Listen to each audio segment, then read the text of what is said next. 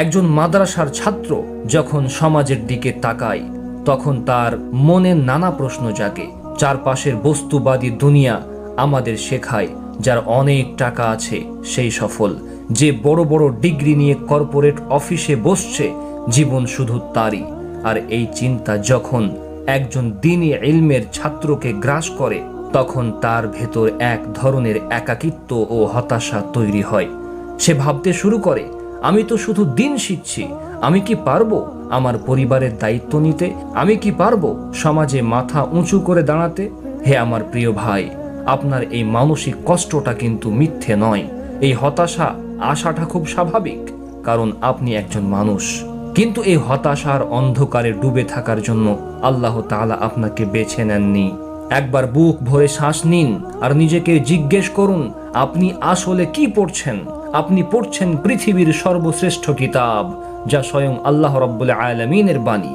আপনি জানছেন রাসূল সাল্লাল্লাহু আলাইহি ওয়াসাল্লামের পবিত্র মুখের বাণী। রাসূল সাল্লাল্লাহু আলাইহি ওয়াসাল্লাম বলেছেন, আলেম সমাজ হলো নবীদের উত্তরাধিকারী। একটু ভেবে দেখুন, দুনিয়ার মানুষ উত্তরাধিকারীর সূত্রে পাই টাকা পয়সা, জমি জায়গা, যা একদিন শেষ হয়ে যায়, আর আপনি উত্তরাধিকারী হিসেবে পাচ্ছেন নবুয়তের আলো। এর চেয়ে বড় কল্যাণ, এর চেয়ে বড় সৌভাগ্য একজন মানুষের জীবনে আর কি হতে পারে? আপনি যে পথ দিয়ে হেঁটে যান, আকাশের ফেরেশতারা আপনার সম্মানের ডানা বিছিয়ে দেয়। পানির মাছ আপনার জন্য ইস্তেগফার করে। আপনি সাধারণ কেউ নন, আপনি আল্লাহর দরবারে অত্যন্ত স্পেশাল। অনেকে মনে করে মাদ্রাসায় পড়লে বুঝি দুনিয়াবি কোনো কল্যাণ পাওয়া যায় না। এটা সম্পূর্ণ শয়তানের দেওয়া একটা ধোঁকা।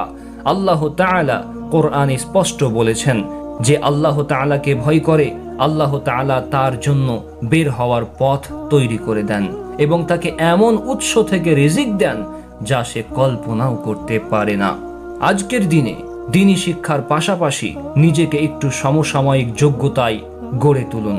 সুন্দর করে কথা বলা, সমাজকে নেতৃত্ব দেওয়া, আধুনিক প্রযুক্তি ও ভাষার সঠিক ব্যবহার শেখা, এগুলো আপনার দ্বীনী দাওয়াতকে আরো মজবুত করবে। একজন আলেম শুধু মসজিদের মিম্বারে নয়, সে সমাজের প্রতিটি স্তরে আলো ছড়াতে পারে।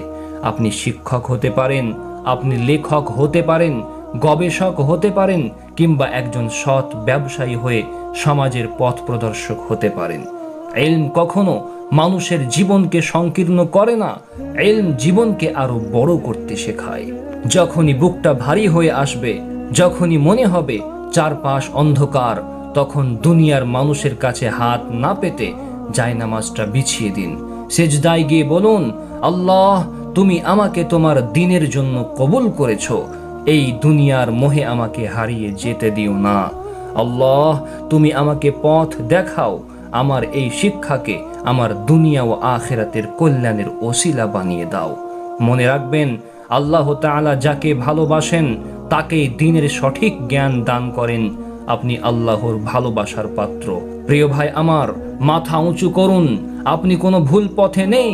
আপনি আছেন পৃথিবীর সবচেয়ে সম্মানিত ও পবিত্রতম পথে। আপনার এই শিক্ষা বৃথা যাবে না। ধৈর্যের সাথে, ইখলাসের সাথে আপনার পড়ালেখা চালিয়ে যান। আল্লাহ তাআলা খুব শীঘ্রই আপনার জন্য এমন এক কল্যাণের দরজা খুলে দেবেন যা আপনি কখনো ভাবেননি।